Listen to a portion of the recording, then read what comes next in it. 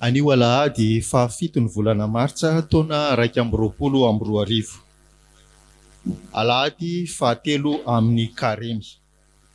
Mibanjina lohahevitra vaovao indray ny Fiangonan'i Jesoa Kristy eto Madagasikara.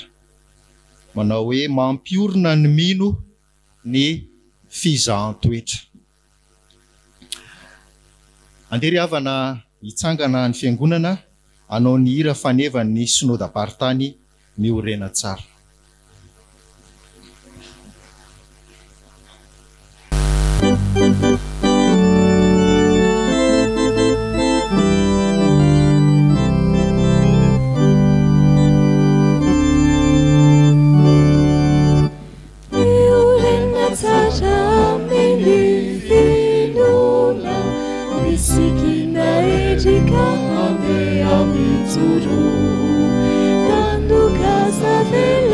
Safado puna asana malana fa andeka masutu sarelu tadideu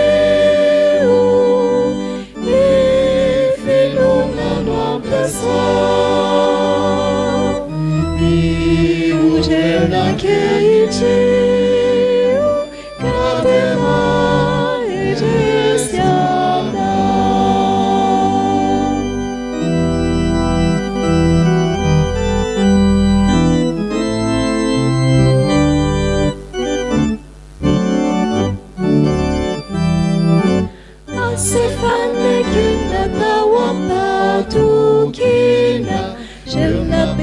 Kita suayana maefa Fatsi vita buhanya safiturina Eke wampitiavana kanderi tantera Sarelu tatideu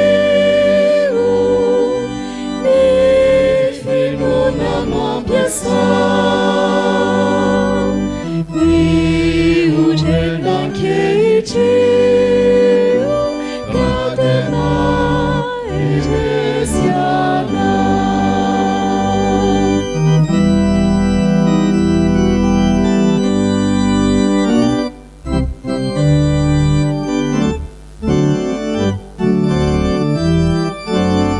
Sutumi asami pifalina Famila kijaharin Mazaralufala Kufayana Ariane kabisikina Ifafalinya jana Leze sutupuna Sarelu tadideu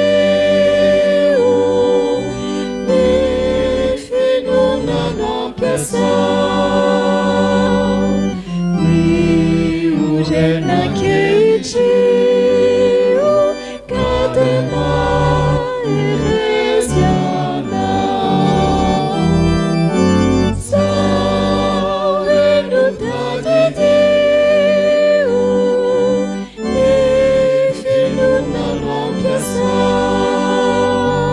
Ni ujena keitiu katema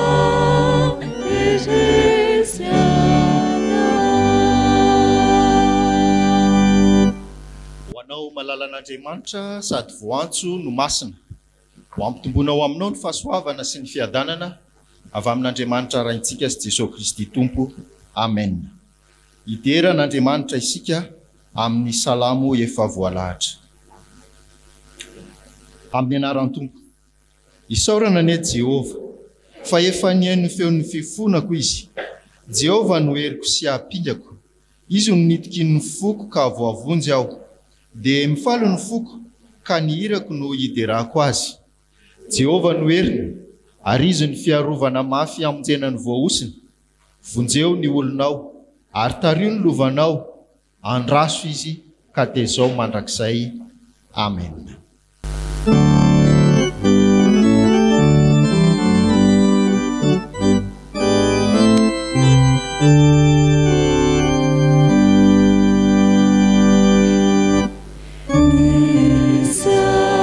Sarani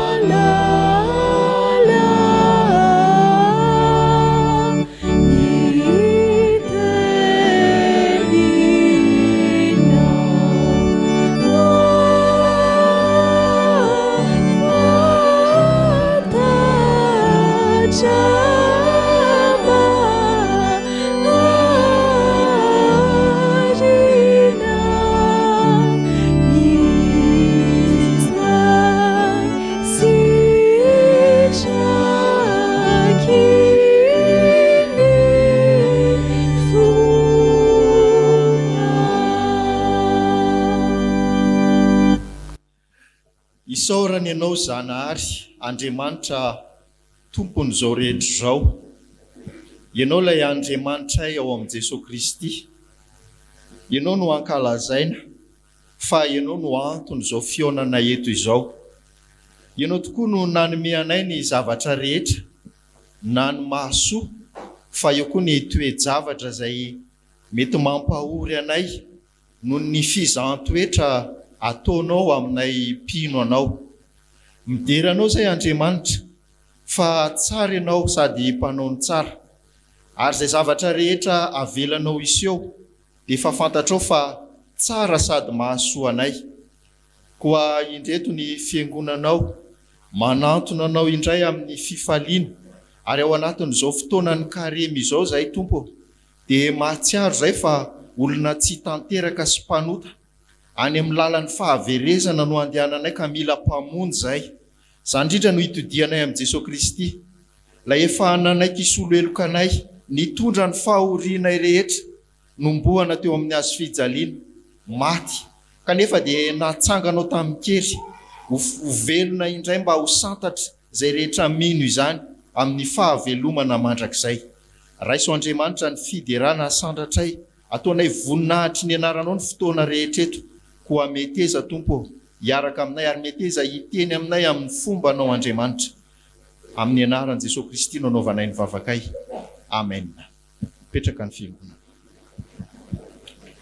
Tonga eo amin'ny fotoana ny tanora sy ny ankizy isika, aoka hitsangana ny ankizy sy ny tanora rehetra, anao ny hira 3:7 andiny ny fahatelo.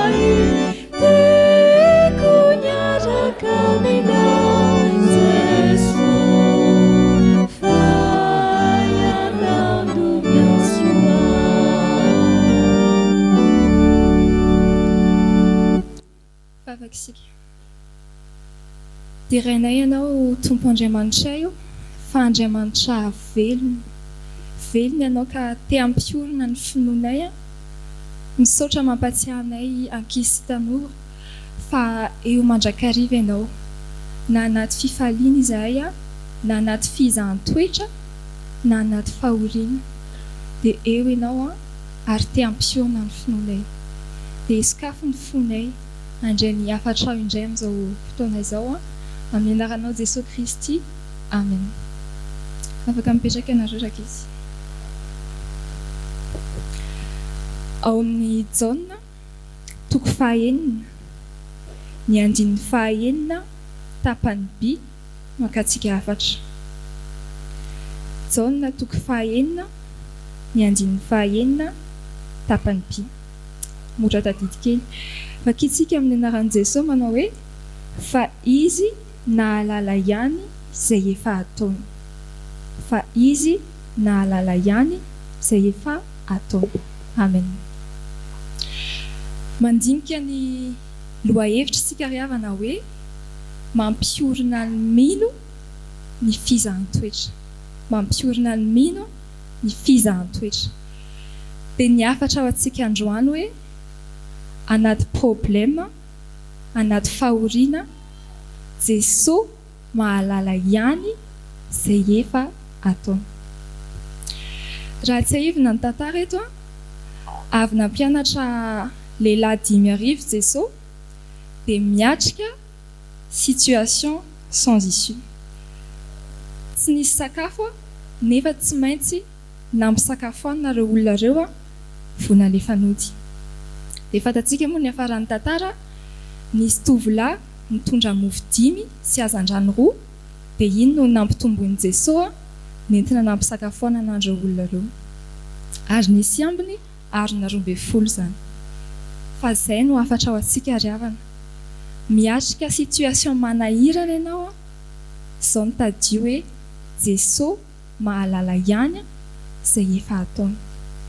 Mety hoe ianao tsy mahalala, mety hoe ianao mandeha amin'ny fahitana sur le moment, mety hoe ianao no misalasala sy mianahana, fa izay ny teny nomenantsika androany Jesosy mahalala ihany izay efa ataony.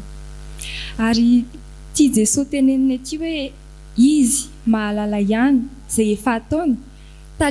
Talohan'io ange izy tao amin'ny Jaona 2 avy nanovany rano ho divay. Izany io Jesosy teneniny hoe izy mahalala ihany izay efa ataony. Fa sika ny tsy mino. Ary raha tsy ampy izay, mbola nanatanteraka fahagagana ihany Jesosy, nanasitrana ilay zanaka lahiny tandapa.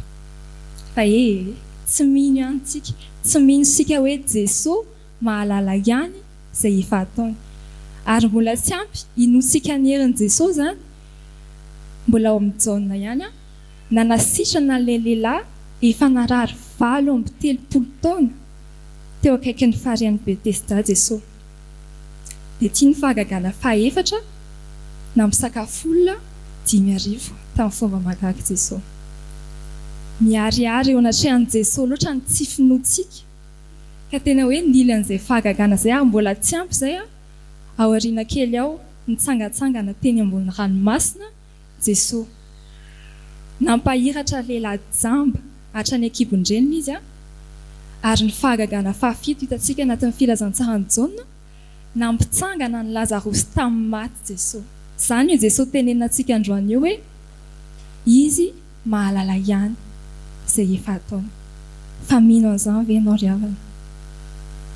Izay no afatra ao antsika androany hoe anaty problème, anaty situation impossible, Jesosy mahalala ihany izay efa ataony. Izany atao réflexe.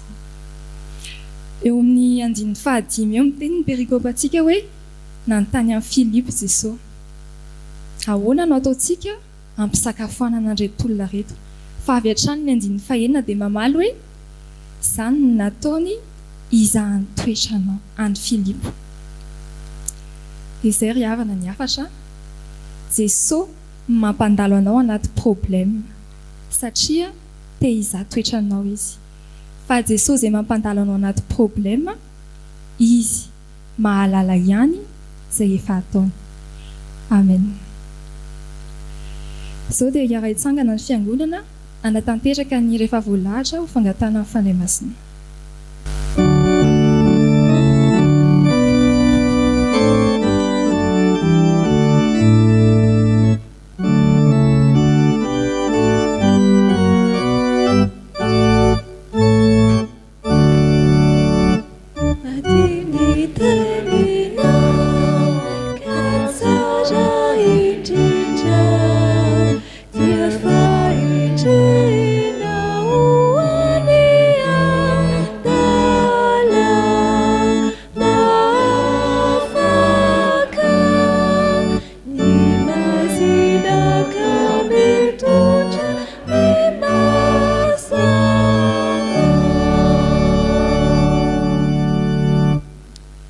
Sika tompoko, saotranao izahay ry Andriamanitra arainay fa afaka miona aminao amin'ny alalan'ny teninao.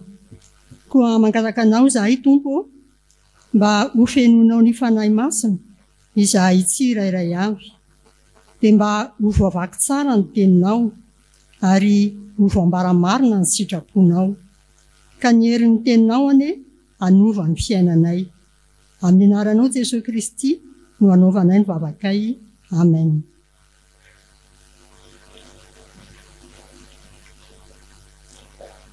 Hiaraka maksian'ny soratra masina isika ao amin'ny fanekena taloha bokyny Genesisy.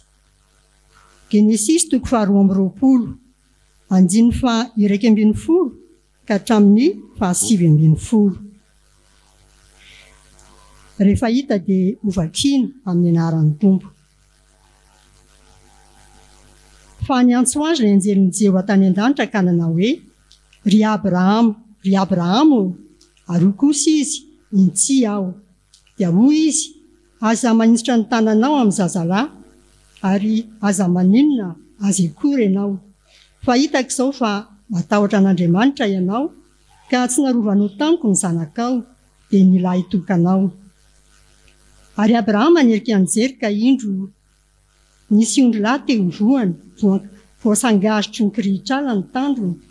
Dia lasa i Abrahama ka naka ny ondry lahy, ary nanatitra azy ho fanatitra dorana ho solony ny zanany.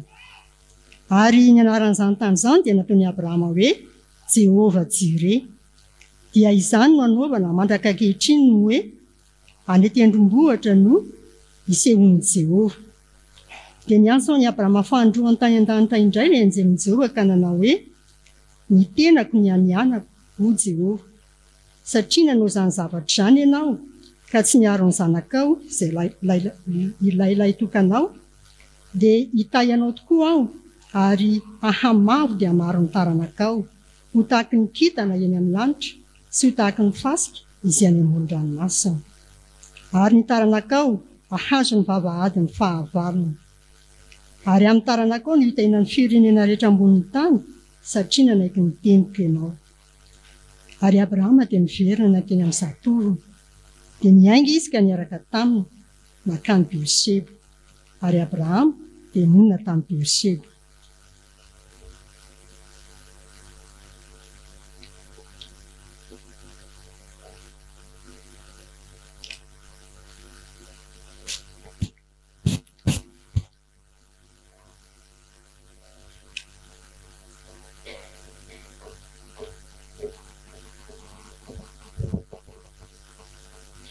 Ho toizantsika ny famakiana ny soratra masina ao amin'ny fanekena vaovao. Filazantsara araka ny Jaona. Jaona 9:1 andiny voalohany ka hatramin'ny 7:10. Ary ho faranantsika ny famakiana ny soratra masina ao amin'ny epistily ho an'ny Hebreo. Hebreo 1:12 andiny 17 ka hatramin'ny 7:10. Rehefa hita dia hovakiana amin'ny anaran'ny Tompo. Rehefa afaka izany dia niala Jesosy ka lasa nita ny ranomasiny Galilea, dia ny ranomasiny Tiberias izany. Ary nisy vahoaka betsaka nanaraka azy noho nahitany ny famantarana izay efa nataony tamin'ny marary. Ary Jesosy niakatra tao an-tendrombohitra dia mipetraka tao ambanin'ny mpianany. Fa efa akaiky ny Paska, ilay andro firavoravon'ny Jiosy. Ary Jesosy nanompo ny masony ka nahita fa nisy vahoaka betsaka nanantona azy. Dia hoy izy tamin'i Filipo: aiza ny hividianantsika mofo ho an'ireo? Izany nataony mba izahany toetra azy, fa izy efa nalala ihany izay ataony. Filipo namaly azy hoe: na dia mofo dina denariary 100 aza, tsy ampy azy rehetra hananany kely avy. Ny mpianana anankiray dia Andrea, rahalahy Simona Petera, nilaza taminy hoe: misy zazalahy aty manana mofo vary ordia 5 sy hazan-drano majinika 2, fa ho ampy inona moa izany amin'izao olona betsaka izao? Fa ho Jesosy: asaovy mipetraka ny olona, ary nisy ahitra be teo, ka dia nipetraka ny lehilahy tokony ho 5,000 no isany. Dia nandray ny mofo Jesosy, ary rehefa nisaotra dia nizara izany tamin'izay nipetraka hinana izy, ary ny hazan-drano koa arak'izay nilainy. Ary rehefa voky ny olona dia ho Jesosy tamin'ny mpianany: angoniny ny sisa tsy lany mba tsy hisy ho very. Dia nangoniny ka nafeno arina 12 ny sombotsombon'ny mofo vary ordia 5 izay ambiny tsy lany mihinana. Finoana no nanateran'i Abrahama ny Isaka raha nizahany toetra izy. Eny, nizahana ny lahy tokana no nateriny, ilay efa nandray tsara ny teny fikasana. dia ilay nilazana hoe avy amin'ny saka no antsoina izay taranaka ho anao, fa ny hevitra izy fa Andriamanitra dia mahay manangana ny maty azy, ary ohatry ny avy tamin'izany no nandraisany azy. Amen.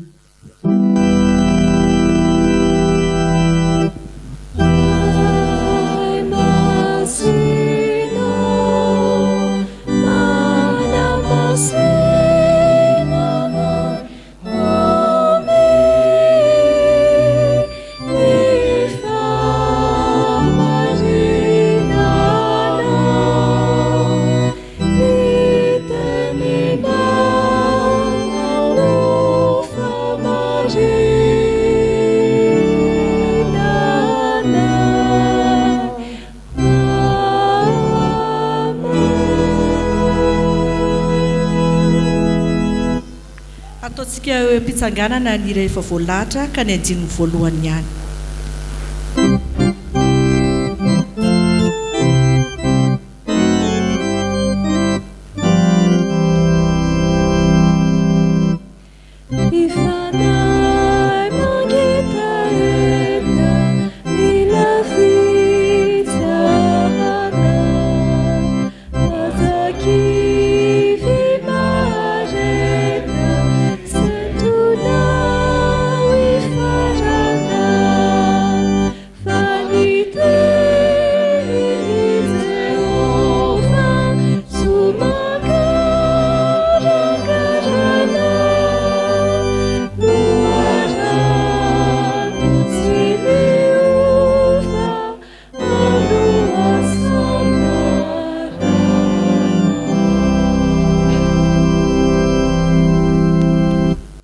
Petraka fiangonana.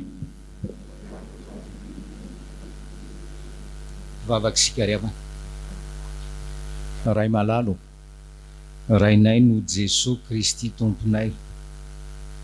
Sotranao zay zanakao no ny teny efa andrenesina no ny teny mbola ho renesina arak'izany iranay zany. Ta io mba ho loharan-pahasambarana ho anay zany teny zany.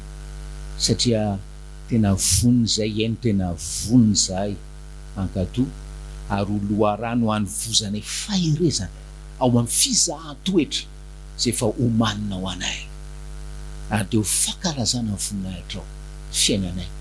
Zany no vavaka atao amin'ny anaran'i Jesosy. Amen. Genesis 2:20 ry havana.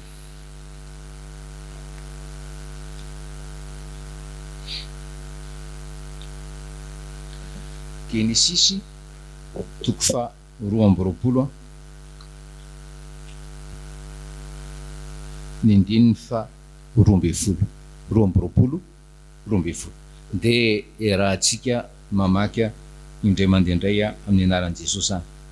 Dia hoy izy, aza manintsitra ny tananao amin'ny zazalahy ary aza maninona azy akory ianao, fa hitako zao fa matahotra n'Andriamanitra ianao ka tsy narovanao tamiko ny zanakao dia ny lahy tokanao. Fa hitako zao fa matahotra an'Andriamanitra ianao. Fa hitako zao fa matahotra an'Andriamanitra ianao. Raha fitinina ry havana ny afatry ny tompo ho antsika amin'izao maraina zao dia hoe todika aminao pino izy, todika aminao pino izy. Dia miteny aminao hoe aoka ho patahotra an'Andriamanitra ianao. Tsy hoe aoka atahotra an'Andriamanitra ianao. Mety anio matahotra mihitsy marapitsy tsy matahotra. Aoka ho patahotra an'Andriamanitra ianao. Aoka ho patahotra an'Andriamanitra ianao. Teny kely le voazahina hoe aoka ho patahotra an'Andriamanitra ianao hoe dahoany.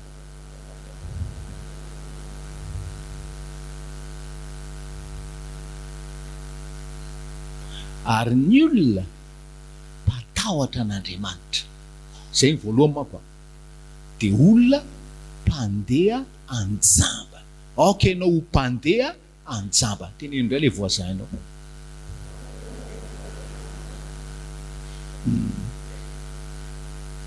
ndao atambatritsika izy roa hoe aoka ho mpatahotra an'Andriamanitra ianao, aoka ho mpandeha anjambany ianao.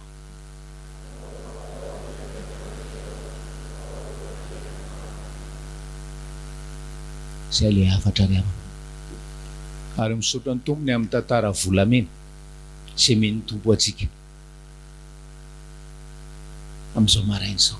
Aoka ho mpatahotra an'Andriamanitra ianao, aoka ho mpandeha anjambany ianao.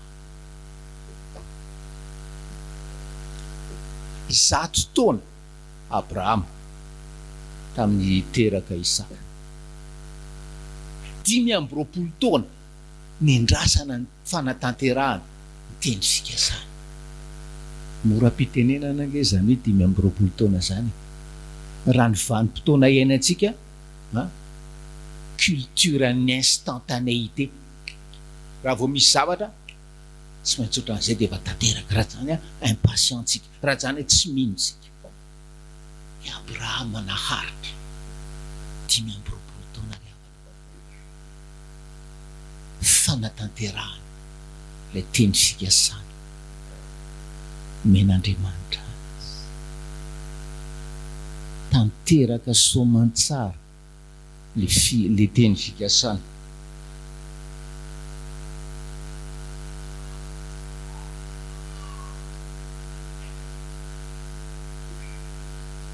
Dia teo amin'ny 5 taona ny Isaka teo na 7 taona.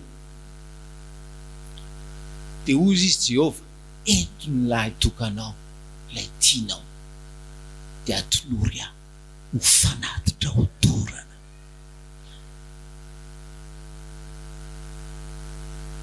Tsisy tsy mahalala an'izany sika raha. Ary mitodika manokana amintsika izay mananjanaka. Tsy mananjanaka tokana fa mananjanaka vitsivitsy. Raha miteny amintsika Jehova hoe io zanakao io, meo anankiray amin'ireo zanakao reo aho, atolory aho ho fanatitra ho dorana.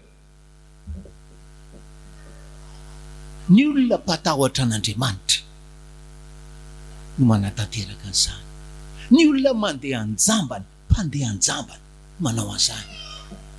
Ny hafa tsy mila an'izany Andriamanitra zany, tsy mila an'izany Andriamanitra mpandatsatra azy zany, tsy mila an'izany Andriamanitra mametsy fofo zany. Io meko dalay. Aoka ho mpatahotra an'Andriamanitra ianao ry havana, aoka ho mpandeha anjambany ianao.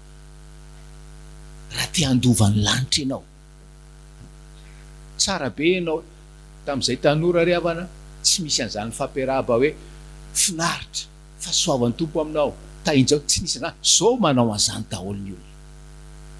Zao adala sendry zao manao an'izany daholo. Fa ianao manao an'izany, na adala ianao na endry, teny aminao ny Tompo hoe tsy ampy zany, tsy ampy zany fomba hivelana zany. Aoka ianao ho mpatahotra ny Tompo hoe, aoka ianao ho mpandeha anjambany. Io natrehan'ny tenin'Andriamanitra ry havana. Raha te hitomba amin'ny fanavana an' Jesosy.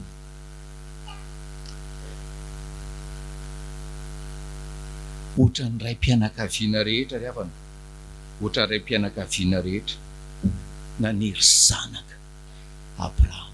Ohatra ny ray mpianakaviana rehetra tena tiany zanany i Abrahama, tena tia. Fa nataony amboniny zany fitiavana zanaka zany, fitiavana ny Jehova. Jehova ray nataony amboniny zany ary tsy toy himolotra fotsiny zany, nataony amboniny zany.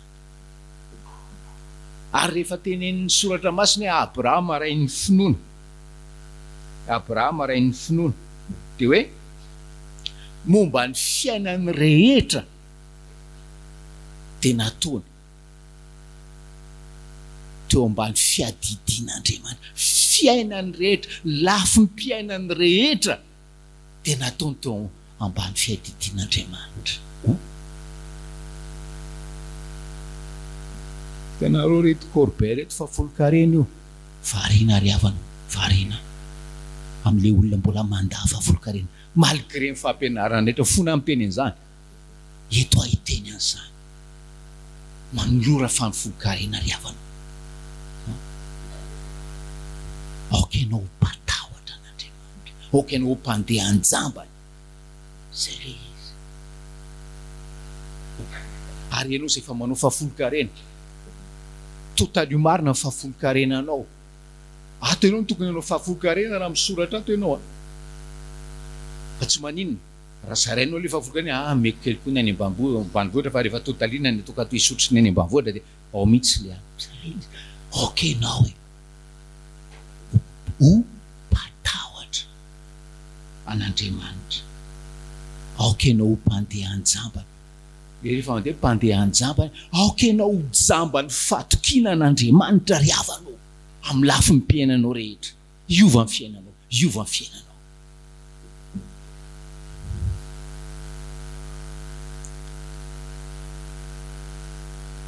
nakato satria natahotra an'Andriamanitra Abrahama izy andray ny antsiny rehefa avy namatotra any Isaka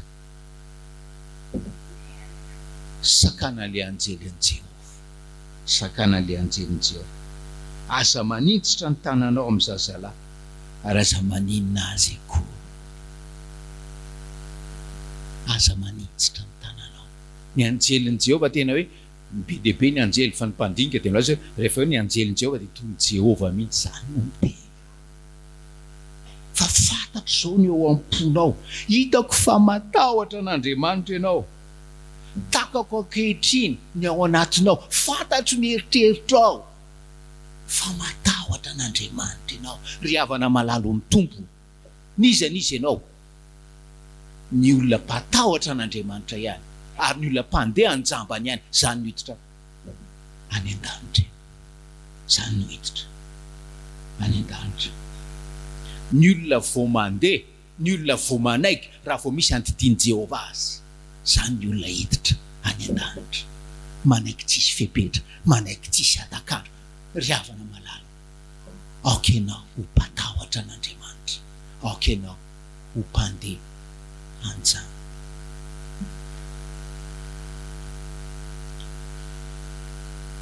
ao amin'ny Jaona toko fahenina ry havana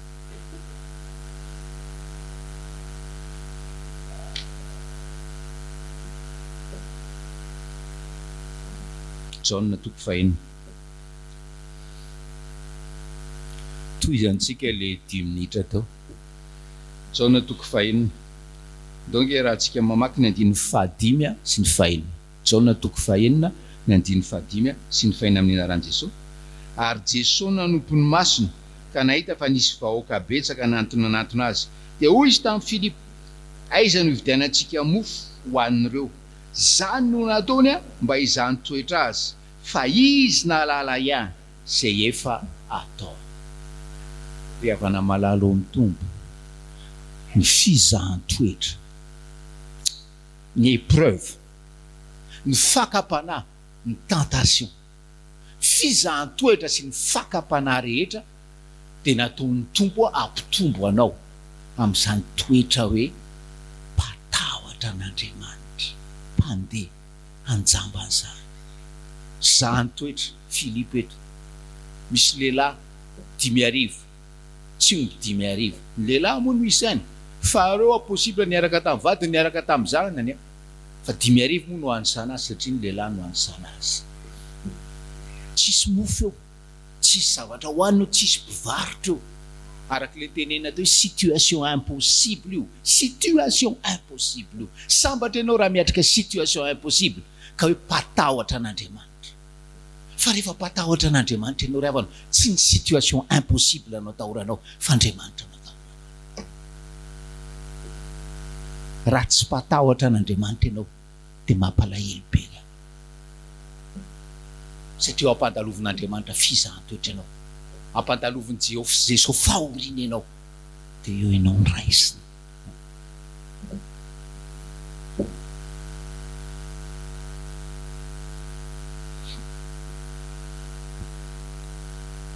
fa an'izao ao anatin'ny situation impossible io Jesosy efa malala ihany zay efa atao problema dia zao ianao miondrika mioaka tanondrika eo amin'ilay situation impossible satria tsy matahotra an' Jesosy ianao zay le izy dia manao ohatran'ny Filipo ianao eto aiza nividianantsika sakafo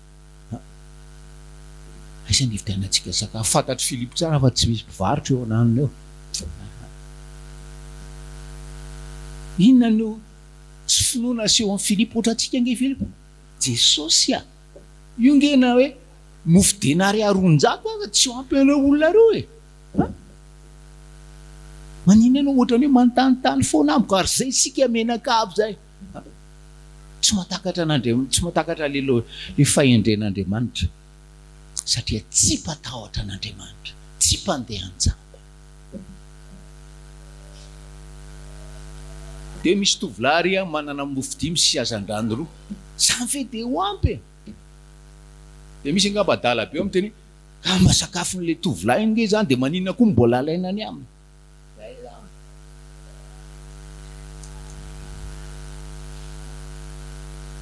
aoko ho mpatahotra n'Andriamanitra ianao aoko ho mpandeha an-jambany ianao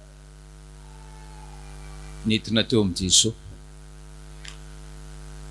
le mofo 5 sy azan-drano 2 ry havana dia naneo mahandriamanitra azy izy naneo mampamonjy azy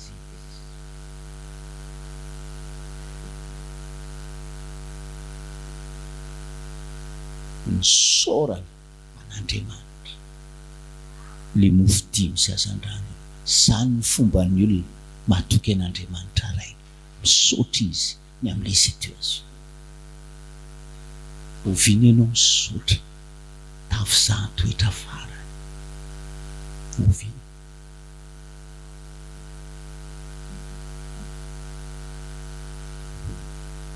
saotra Jesosy dia nampiseho fahasoavany Andriamanitra nampitombo an'le mofo nampitombo an'ilay azan-drano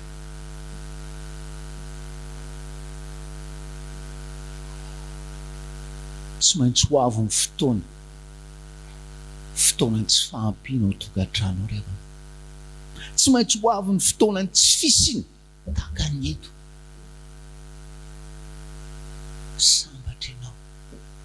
sambatra ianao raha mpatahotra an'Andriamanitra raha mpandeha an-jambany fahita ny voninahitr'Andriamanitra ianao tahaka ny eto amin'ity zao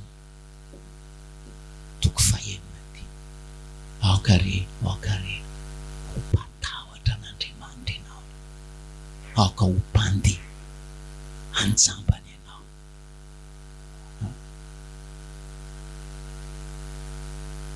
aok'izay ilobe anao io mpanao keskia amin'Andriamanitra kazoaka zay Hébreu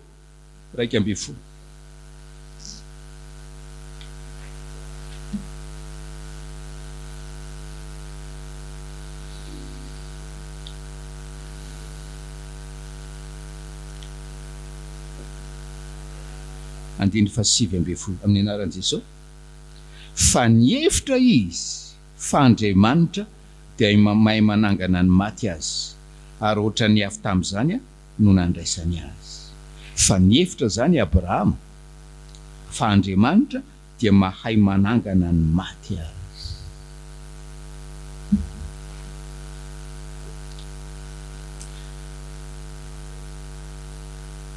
raha mpatahotra n'Andriamanitra ianao raha mpandeha an-jambany ianao rehefa mareny ny teniny tsy atahotra fahafatesany ianao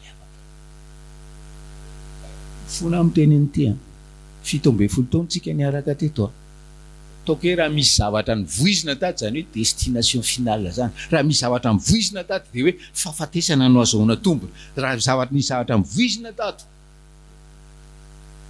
dia hoe lasa ny tsara lavitra izy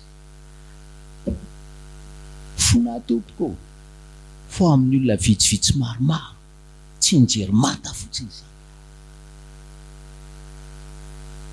normal ianao ny fotoana le fisarahana tomany gogoko hoe za mafantatr'olona des semaines après des mois après tomany ohatra ny gentilisa tsy manana finoana tsy manana fanantena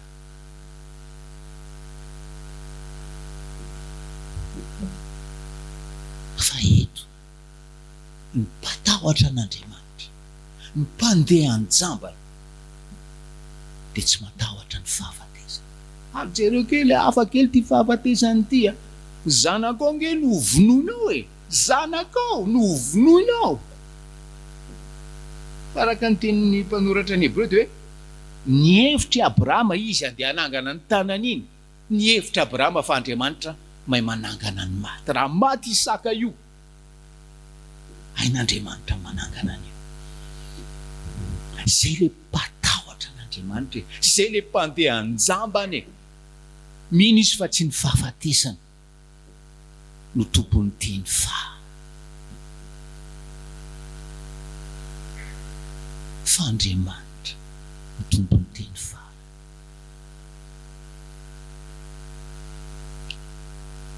misy mpanompon'Andriamanitra anankiray ny Sara jorovavolombelona anaty problème ny afanao kozy izy dia zao ao amin'ny broko ao izy a dia misy karazana tableau blanc re dia misoratra hoe le problème taky dia manomboka amin'ny problème kely dia tena problème be indrindra dia amin'ny farany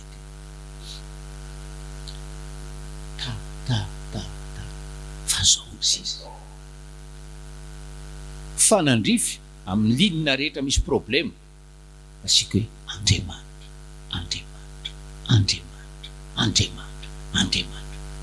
Andriamanitra lehibe no reo problème reo manomboka ary amin'ny problème kely ka ary amin'ny problème lehibe Andriamanitra lehibe menao zany venao ry ama menao zany venao Andriamanitra mahay manangana amin'ny maty raha zay le problème lehibe farany mahay manangana amin'ny maty ary ny tena mahavariana ngery havana dia zao tena mahavariana dia zao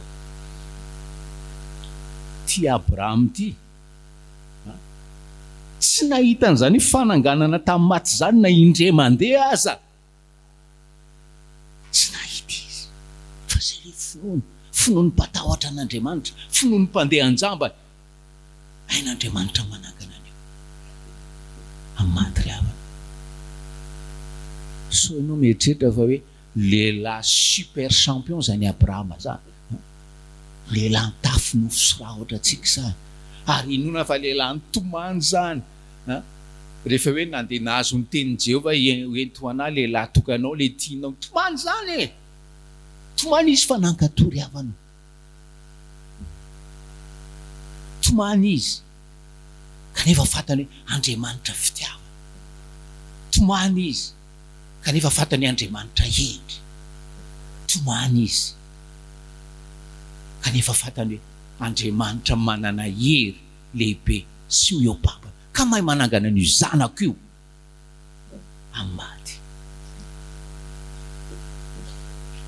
tsy mora mitaiza tanora fa ianao mananjanaka tanora dolatsento ao anatin'ny fotoana ny ditra zay aloha mbola lala eto amin'izao tontolo zao capable venao mino capable venao natokan'Andriamanitra za dia tahaka ny Abrahama tena tompony ditra ty zanako ty fa hain'Andriamanitra mamonjy hain'Andriamanitra manangana an'io avy amin'ny fahafatesany fatoran'ny alcool sy ny zava-mahadomelina sy ny ditra isan-karazany fa tsy hanao an'izany ianao raha tsy mpatahotra an'Andriamanitra tsy hanao an'izany ianao raha tsy mpandeha anjamba fa hoana monina tonga ny Abrahama iny hoe fa Andriamanitra manangana amin'ny maty satria nandreny teny izy efa hitantsika toroteny tany amin'ny Genesis 10:20 tany tamin'ny fotoan'andro jereo angeny lanitra ary isao nkitana raha vao isanao fa ho tahaka izany taranakao ary ty Isaka ty no fitaovana zany ninon'Andriamanitra hoe zany ninon'je Abrahama hoe atsangan'Andriamanitra maty io e nandreny teny izy nandre ny teny Abrahama dia ampiasay fa tsotratsika tsotranao iny e pastera mazava be aloha zany tompoteny fa za zao tsy tiranao andeha any an-danitra ry havano fa za zao io fa za zao tsy tiranao any an-danitra.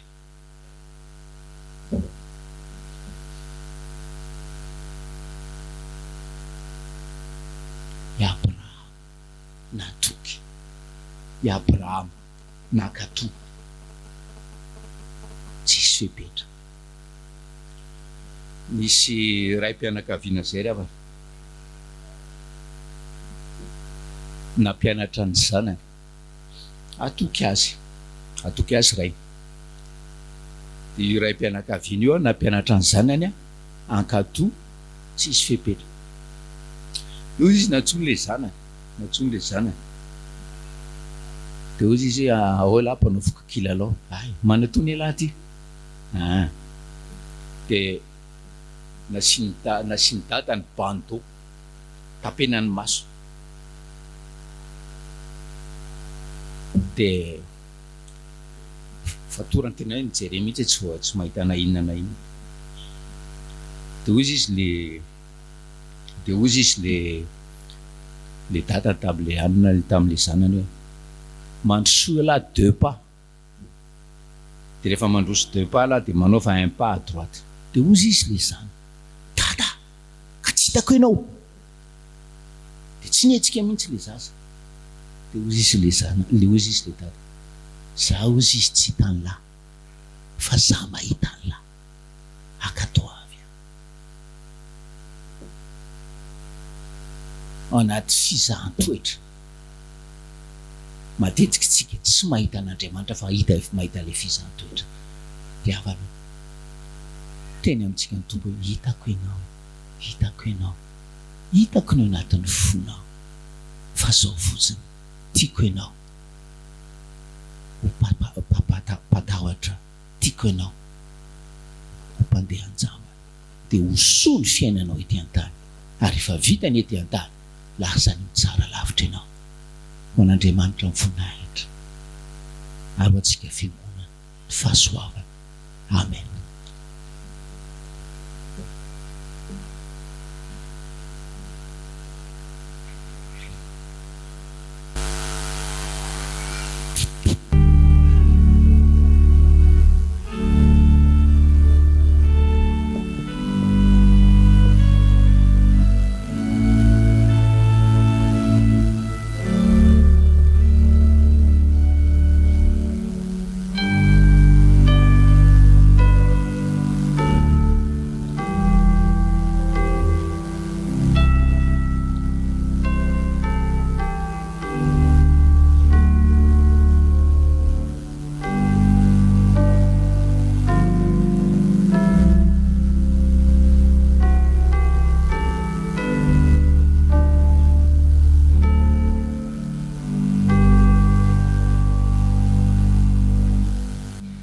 Ivavakisika.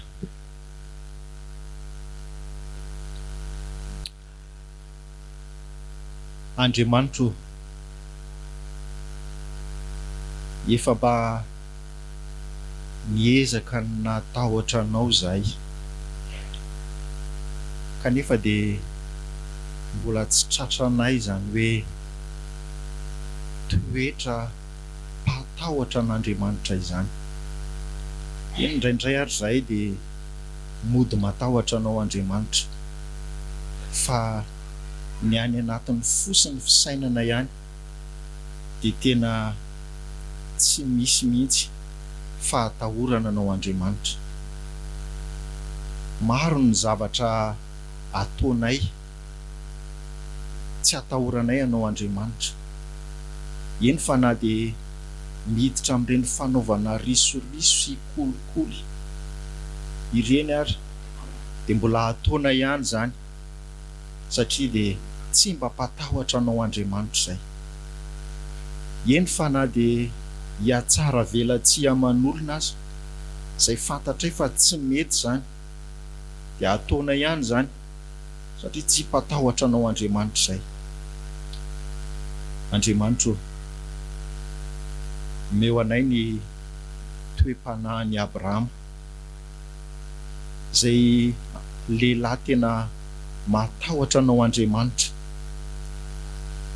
ary mahatoky anao tanteraka izy fa na dia zanaka tao anatin'ny fizahan-toetra azy dia mbola vita niny manolotra azy ho anao Andriamanitra satria fantany hoe Andriamanitra mainy zavatra rehetra ianao eny fa manangana amin'ny maty koa azy. Ifonanay aminao Andriamanitra ny tsy fanananay an'izany toetra izany, tsy misy aminay tonga eto sa manolotra ny zanakay ho vonoina, ary na dia ny fahafolo-karena izay vola eo am-pelatananay ara mbola tsy vitanay koa manolotra azy amin'ny fahamarinana. Mamelahanay Andriamanitra noho ny amin'i Jesosy Kristy izay nasehonao Andriamanitra fa zanakao ilay tokana nefa dia natolotra ao Andriamanitra ho famonjenanay. Izany fitiavana lehibe avy aminao Andriamanitra izany no irina indrindra mba ho tonga ty anatin'ny fosaina mampanahanay dia atahotra anao Andriamanitra izay. Ny voaloha-pahendrena ozy ianao Andriamanitra dia ny fahatahorana an'Andriamanitra no voaloha-pahendrena. Koa indreto izay Tompo, meo ny fahendrena ao Andriamanitra dia Jesosy Kristy izany izay nanatanteraka ny asany tapahatahorana anao Andriamanitra rainy. Eny fa na dia kapoaka mangidy azy dia nosotroany izany no nitahotra anao Andriamanitra rainy. Tompo dia omeo anay izany fanahy matahotra anao Andriamanitra izany eo amin'ny fiainanay, ka amin'izao fotoana ny karema izay ankalazana ny Pasika tsy ho atsy izao Tompo, dia irina indrindra ny anana an'izany fanahy matahotra anao Andriamanitra izany, ka natohinona fizahan-toetra ampandalovinao eo anatrehanay dia atoko izahay fa tsy misy fizahan-toetra tsy efa nanomananao lalana azakana izany. Mamindrafoka raiso ny vavakay noho ny amin'i Jesosy Kristy Tomponay. Amen. Ataontsika ny hira efa voalahatra.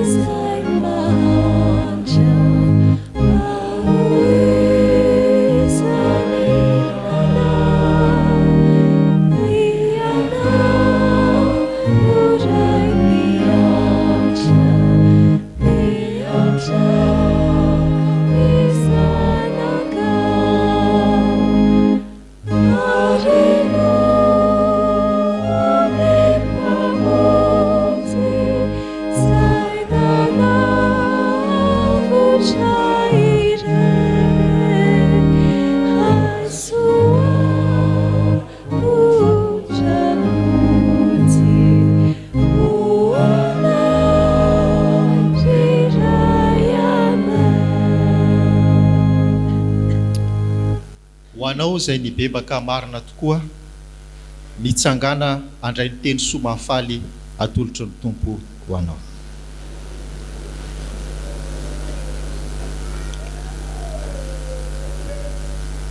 Hoy ny Tompo, mianoa ianareo izay miezaka mitady fahamarinana dia izay mitady an'i Jehova, tsaroviny ny vatolampy izay nakananareo sy ny aty lavaka izay niadinanareo.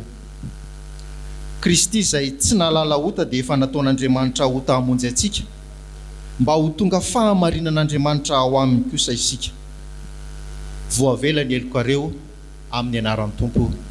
Amen. Sambatra ny olona izay voavela ny elony sy voasarona ny fahotany. Sambatra ny olona izay tsy isain'i Jehova eloka ary tsy misy fitaka ny fanahy. Amen. Ataontsika ny hira voalahatra isaorantsika ny tompontsika.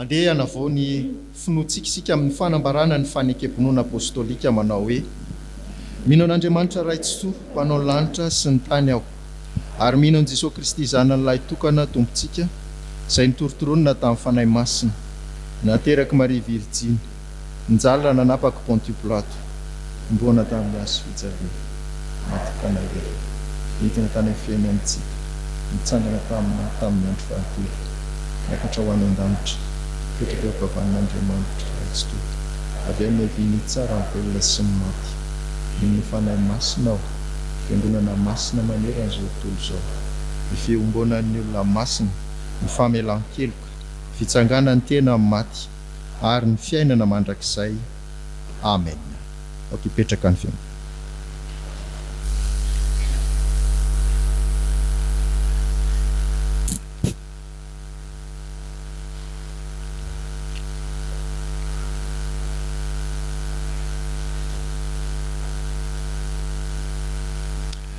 Ivavaka isika.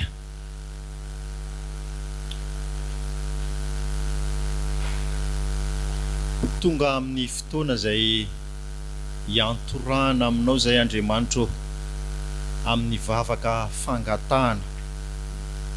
Isaorana ianao ny teninao, isaorana ianao ny famelan-keloka. Afaka izay nanavao ny finoanay, ny fanekenay ianao Andriamanitra. Ary tianay izany hitombo amin'ny fahatahorana anao Andriamanitra mba ho mpatahotra anao Andriamanitra izay. Ndreto izay Andriamanitra mifanaiky tao anatrehanao indray fa ahafoy izay rehetra fanatitra omenanao Andriamanitra ho fampandrosoana ny fiangonana, ho fanatanterahana ny asanao, anitarana ny fanjakanao ety an-tany. Ko dia isaorana ianao izay efa nitahinao anay ka nafahanay nan'olotra fa mbola ndreto izay mbola anavao indray ny fanoloran-tenanay ny anome ho anao hatrany, anitarana ny asanao. Mivavaka aminao izay Tompo, raha omenao an'izao loha hevitra vaovao zao hoe mampiorina ny mino ny fizaham-toetra. Meo anay ny hery avy amin'ny teninao mba hiorenanay ka na dia amay aza ny fizaham-toetra ampandalovina anay amin'ity volana ity dia hiorina amin'ny teninao zahay, hibanjina ny Jesosy Kristy zahay, atoky anao Andriamanitra zahay.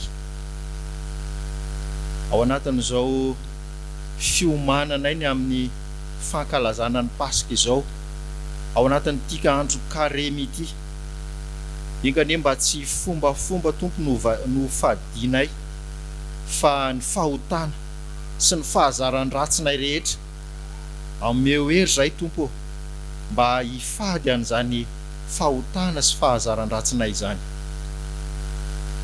Mivavaka aminao zay Tompo, satria zay mahatsiaro hoe heritaona tahaka izao no nakatona ny fiangonana, tsy afaka nankalaza amin'ny Pasika akory zahay tamin'ny taona lasa iny. Fa ny antanay aminao dia mba tsy hisy ny fikatonan' izany fiangonana izany fa mba hankalaza ny Pasika amin'ny fifaliana izay amin'ity taona ity. Tsy miafina aminao anefa fa mbola miamitombo ny valanaretina eto amin'ny firenenay. Vavaka aminao zay Tompo, ho an'ireo izay namoy havana noho izany valanaretina izany, mba ampioreninao amin'ny teninao ny fony hanana ny fampiononana. Ary ireo izay marariny izany aretina izany, sy ny aretina hafa koa. Mety izy ianao Jesosy anadio sy anasitrana indray, indrindra fa ireny mpanomponao izay matahotra anao ireny. Ary ho anay izay miatrika an'izany fiarahamonina amin'izany aretina izany, meo fahendrem-panahy mandrakariva izay, mba hiaro ny tenanay sy hiaro ny hafa ihany koa. Favaka aminao izay Tompo, ny amin'ny asan'ny fiangonanao, mba ho tahinao ny asa rehetra izay efa nekena fa ho tanterahana, ampandrosoana ny asanao. Tsaroana eto Tompo ny synôda lehibe ny fiangonan'i Jesosy Kristy eto Madagasikara ho tanterahana amin'ity taona ity. Aoka ny fanahinao masina hiasa amin'ny mpandray anjara rehetra, ka ho mpatahotra an'Andriamanitra ny mpandray anjara rehetra amin'izany fivoriana lehibe izany. Ianao efa mahafantatra sady efa manomana mpanompo hitondra indray ny fiangonanao amin'izao taom-piasana manaraka izao. Tompo dia mivavaka izay mba ho mpanompo mpatahotra an'Andriamanitra izany hitarika ny fiangonan'i Jesosy Kristy eto Madagasikara izany indray. Mivavaka izay ho an'ny asan'ny synôda aparitany. Tompo dia tahio ny fankalazana ny 520 taona sy ny tsangam-bato rehetra n'izany synôda aparitany izany mba ho tanteraka amin'ity taona ity. Mivavaka izay ho an'ny asa eto amin'ny fitandremana isotro fitiavana. Ianao Tompo anampy anay amin'ny fandrenesana ny raharaham-piangonana rehefa avy eo, ka hivononanay anatanteraka an'ireny asanao reny. Ary mivavaka izay ho an'ny jobily ny fisondrondronon'ny mpitandrina eto an-toerana, ampahery an'ireo mpanompony ireo hatrany ianao, ampahery ny komity ianao amin'ny fikarakarana, fa indrindra ampahery anay fiangonana ianao amin'izany taon-jobily izany, mba tena hiverenanay aminao Andriamanitra amin'ny fitiavana voalohany ity taon-jobily ity. Fantatray fa manana ny senti-ponay tsirairay avy tonga mivavaka eto, tsy ary voatonona eto avokoa, fa ianao dia maheno mahita ny anem-ponay rehetra any.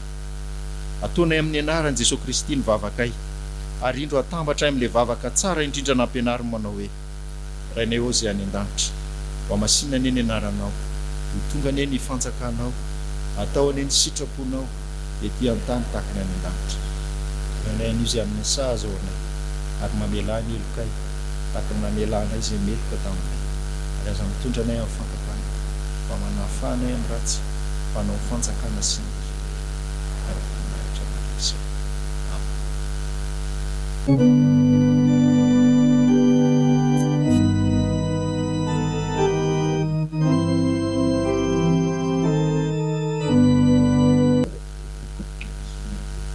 Miarabany fiangonana amin'ny anaran'i Jesosy ry havana.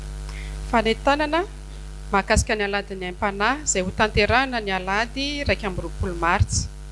Araka izany dia miomana isika mpanatrika étude biblique ny cellule de prière alatsinainy hariva taloha, ny mpiara-miary tory amin'i Jesosy, ny vondron'olona miara-mivavaka, ny fiangonana miteraka, mpamaky baiboly tao anatin'ny herintaona na 2 taona.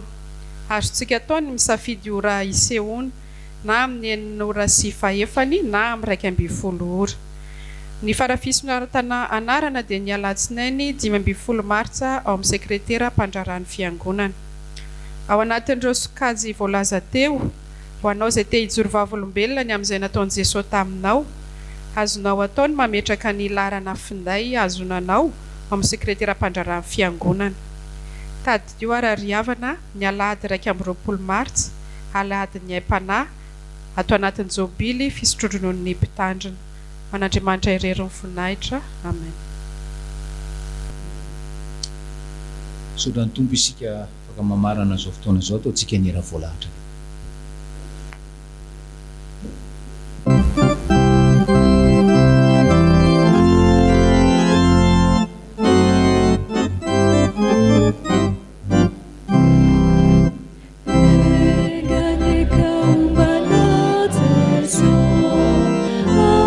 Ana disse a Nazaré.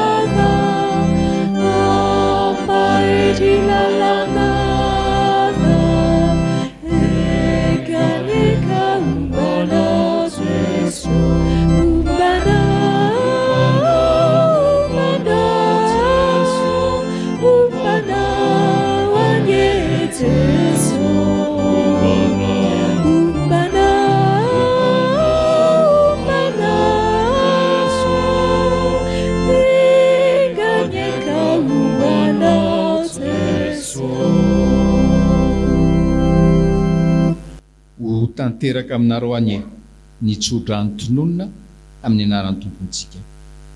Mitay anao ny tompo ka miaro anao, mampamirapiratra ny tavany aminao ny tompo ka mamindra fo aminao, manandratra ny tavany aminao ny tompo ka manomenao fiadanana. Amen.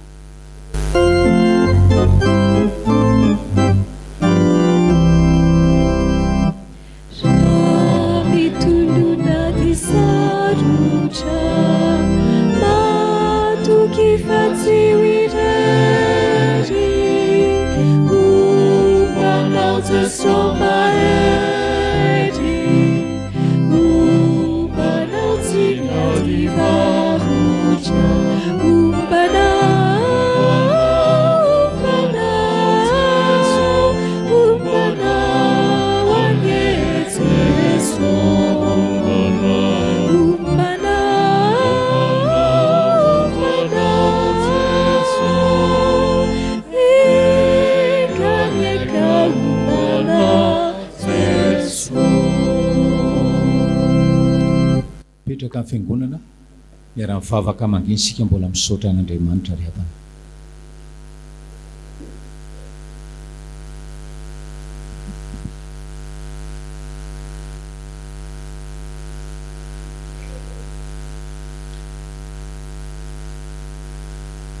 Ho an'Andriamanitra velona irery anie ny voninahitra amin'ny anaran'ny Ray sy ny Zanaka ary ny fanahy masina.